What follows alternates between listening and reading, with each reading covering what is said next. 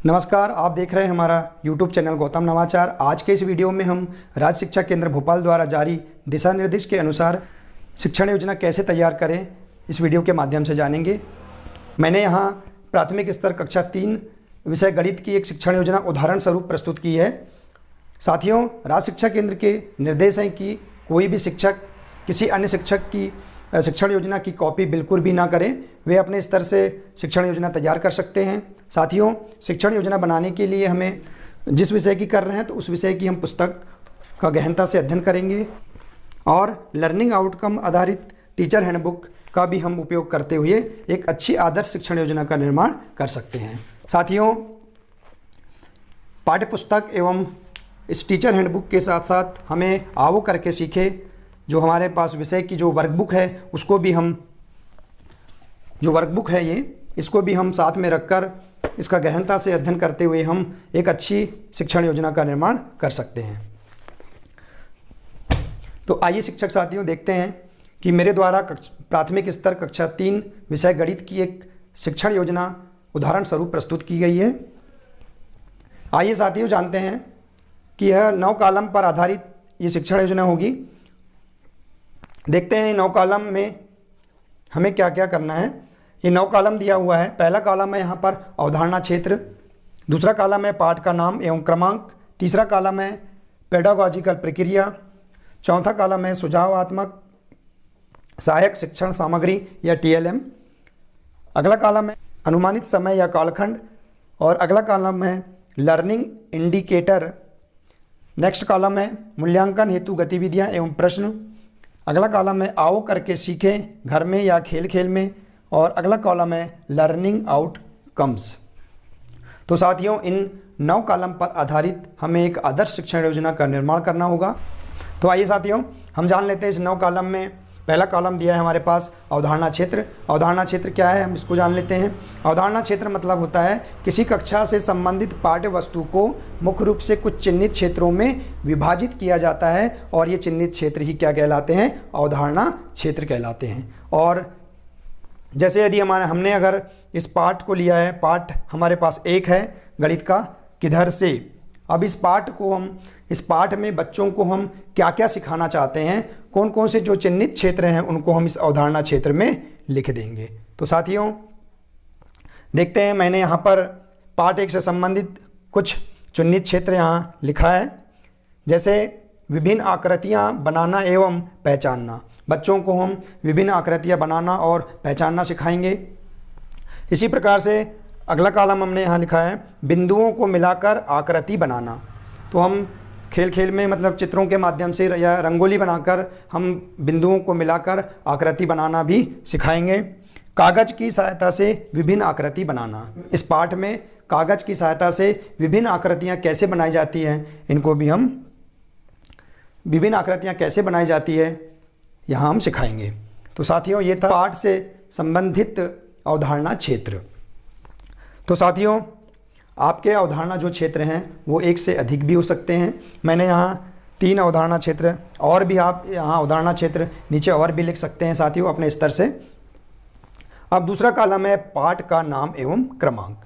तो साथियों पाठ का नाम, हम जिस कक्षा का जो पाठ हम पढ़ा रहे हैं उस पाठ का नाम हम यहाँ लिख देंगे। इस कॉलम में जैसे हमने लिखा है पाठ 1 गणित है जो उसका पाठ 1 है किधर से, तो हम यहाँ पाठ का नाम दूसरे कॉलम में लिख देंगे। अब है तीसरा कॉलम पेडागॉजिकल प्रक्रिया।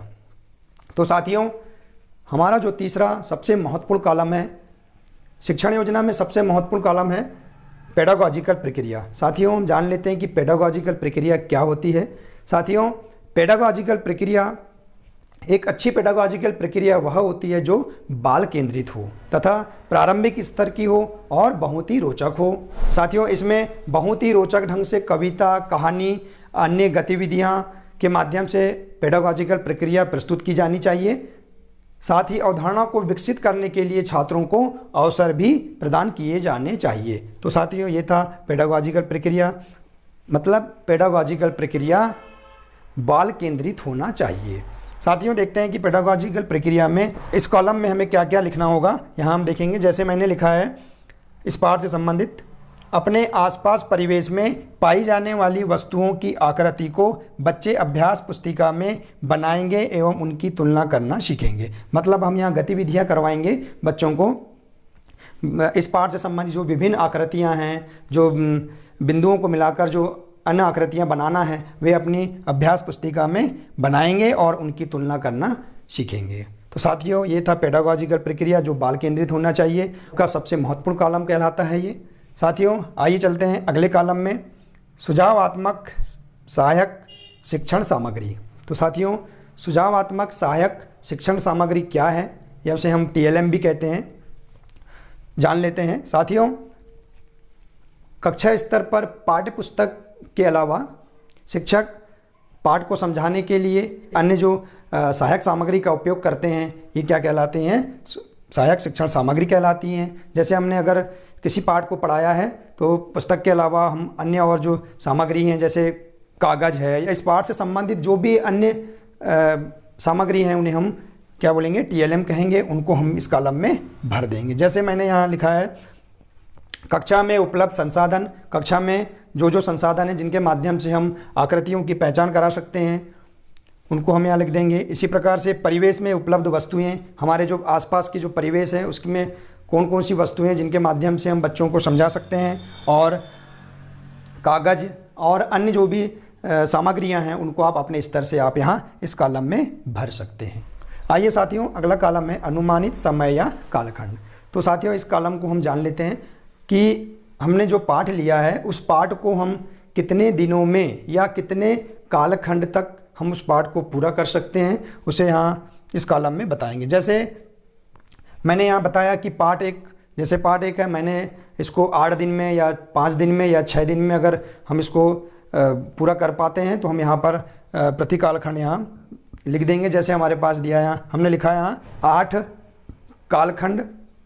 अब साथियों, प्राथमिक स्तर में प्रत्येक कालखंड जो होता है उसका जो समय निर्धारित है वो 45 मिनट का है। तो प्रति कालखंड समय जो होगा वो 45 मिनट का होगा। तो हम यहाँ इस कॉलम में दर्शा देंगे। इसी प्रकार से साथियों, अगला कॉलम है लर्निंग इंडिकेटर। तो साथियों, लर्निंग इंडिकेटर क्या है, इस कॉलम को हम जान लेते हैं। लर्निंग इंडिकेटर का मतलब होता है सीखने के संकेतक। साथियों, इसके अंतर्गत सत्र के दौरान छात्र ने क्या सीखा, मतलब इस सत्र के दौरान हमने जो पाठ पढ़ाया इसके दौरान छात्र ने क्या सीखा और किस क्षेत्र में उसको सीखने की आवश्यकता है, हम उसे इस कॉलम में दर्शाएंगे। जैसे दिया हुआ है साथियों, हमने ये पाठ लिया, इसमें बच्चे ने क्या सीखा और उसे क्या सीखने की आवश्यकता है, हम इस कॉलम में बताएंगे। जैसे मैंने लिखा है यहाँ, परिवेश में उपलब्ध विभिन्न प्रकार की आकृतियों की पहचान कर पाते हैं। बच्चे परिवेश में या हमारे आसपास जो उपलब्ध विभिन्न आकृतियाँ हैं उनकी पहचान कर पाते हैं। और अगला है, कागज़ से विभिन्न आकृति बना पाते हैं। जो कागज़ हम बच्चे को कागज़ देंगे उससे भी विभिन्न आकृतियों को बना पाते हैं। तो हम इस कॉलम में यहाँ पर इनको दर्शा सकते हैं। साथियों, आप यहाँ पर इस कॉलम में और भी आगे अपने स्तर से पॉइंट बढ़ा सकते हैं। आइए साथियों, अगला कॉलम है मूल्यांकन हेतु गतिविधियां एवं प्रश्न। साथियों, हम इस कॉलम को समझ लेते हैं कि मूल्यांकन मतलब पाठ्य पुस्तक ज्ञान को याद करने की क्षमताओं का परीक्षण किया जाता है इसके अंतर्गत। साथ ही विद्यार्थियों के सोचने की प्रक्रिया कैसी है, यह भी पता लगा पाएँ कि विद्यार्थी ने क्या सीखा है। ऐसे प्रश्न को शामिल करना चाहिए साथियों इस कॉलम में। और प्रश्न ऐसे होना चाहिए कि जो बच्चों के सामने चुनौती को पेश करें। तो हम इस कॉलम में देख लेते हैं। जैसे मैंने यहाँ पर इस पाठ से संबंधित कुछ प्रश्न बनाए हैं। कक्षा में उपलब्ध वस्तुओं अलग अलग छांटिए। जो कक्षा में उपलब्ध वस्तुओं को अलग अलग छांट लेंगे बच्चे। इसी प्रकार से और भी साथियों आप अपने स्तर से प्रश्न तैयार कर सकते हैं। जैसे और एक प्रश्न है, कक्षा में स्थित वस्तुओं में से कौन कौन सी वस्तुएं गोल, चौकोन और त्रिकोण हैं, छांटिए।